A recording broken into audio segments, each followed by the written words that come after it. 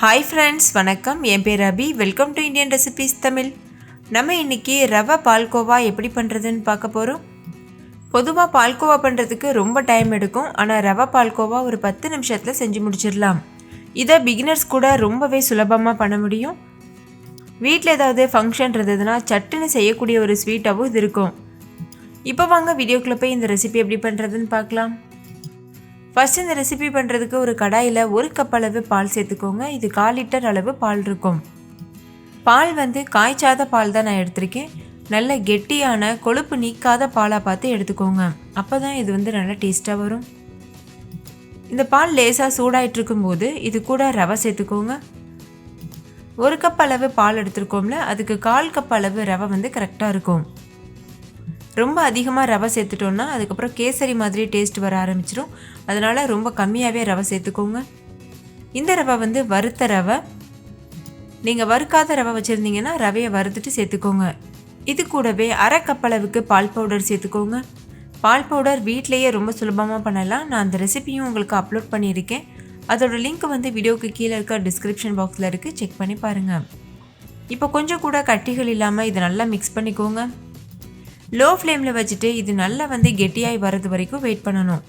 1 cup பாலுக்கு 1/2 cup பால் powder கரெக்டாக இருக்கும். இப்போ பாருங்கள், நல்லாவே கெட்டியாயிருச்சு. நீங்கள் பால் பவுடருக்கு பதிலாக 1 கப்பை எக்ஸ்ட்ராவாக பால் சேர்த்துக்கிறலாம். நல்லா கெட்டியான பால் சேர்த்துக்கிறலாம். ஆனால் பால் பவுடருக்கு பதிலாக பால் எடுத்துருந்தீங்கன்னா கொஞ்சம் கெட்டியாகிறதுக்கு டைம் எடுக்கும். ஆனால் பால் பவுடர் சேர்த்தோன்னா வேலை சீக்கிரமாக முடிஞ்சிடும். இது நல்லா கெட்டியானதுக்கு அப்புறமா இது கூட சர்க்கரை சேர்த்துக்கோங்க. ஒரு 1/2 கப் அளவு சர்க்கரை சேர்த்தோன்னா கரெக்டாக இருக்கும். எந்த கப்பில் ரவை பாலில் அளந்தோமோ அதே கப்பில் 1/2 கப் சர்க்கரை சேர்த்துக்கோங்க. இது கூடவே 2 டேபிள் ஸ்பூன் அளவு நெய் சேர்த்துக்கோங்க. நான் நெய் உருக்கிட்டு சேர்த்துருக்கேன். இப்போ இதெல்லாத்தையும் சேர்த்து நல்லா மிக்ஸ் பண்ணிக்கோங்க. நம்ம கொழுப்பு நீக்காத கெட்டியான பால் எடுத்துருந்ததுனால அதுலேயே ஆல்ரெடி கொஞ்சம் நெய் வெளிவரும். அதனால் 2 டேபிள் ஸ்பூன் சேர்த்தாலே போதும்.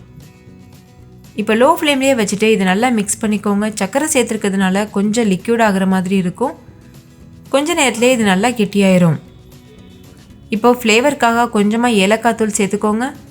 கூடவே 2 சொட்டு மட்டும் ரோஸ் எசன்ஸ் சேர்த்துக்கோங்க. சேர்த்துட்டு இதையும் நல்லா மிக்ஸ் பண்ணிக்கோங்க. உங்களுக்கு விருப்பம் இருந்ததுன்னா இந்த ஸ்டேஜில் ஏதாவது நட்ஸ் சேர்த்துக்கிறலாம். இப்போ பாருங்கள், இது ஓரளவு நல்லாவே கெட்டியாக ஆரம்பிச்சிருச்சு. நம்ம சேர்த்துருந்த நெய்யெல்லாம் வெளிவிட்டுருக்கு. இது இன்னுமே நல்லா கலந்துகிட்டே இருக்கணும். மீடியம் ஃப்ளேமில் வச்சுட்டு நல்லா கலந்துக்கோங்க. இப்போ பாருங்கள், இது கரெக்டான கன்சிஸ்டன்சியில் இருக்குது. இந்த டைமில் நம்ம ஸ்டவ் ஆஃப் பண்ணிடணும். ஏன்னா இது ஆறும்போது இன்னும் கொஞ்சம் கெட்டியாகும். அப்புறம் இன்னும் கரெக்டாக வரும். நம்ம பால் வச்சு பால்கோவா செஞ்சோன்னா கூட இந்த அளவுக்கு அதிகமான ஸ்வீட் நம்மளுக்கு கிடைக்காது. ஆனால் ரவை சேர்க்கறதுனால நிறைய ஸ்வீட் கிடைக்கும். அவ்வளோதான் ஃப்ரெண்ட்ஸ், ரவா பால்கோவா சூப்பராக தயாரிச்சு. கண்டிப்பாக நீங்களும் இந்த ரெசிபியை ட்ரை பண்ணி பாருங்கள். உங்களுக்கும் இந்த டேஸ்ட் ரொம்பவே பிடிக்கும். ட்ரை பண்ணிவிட்டு உங்கள் எக்ஸ்பீரியன்ஸ் எப்படின்றதுன்னு கமெண்ட்லேயும் கூட ஷேர் பண்ண மறந்துடாதீங்க.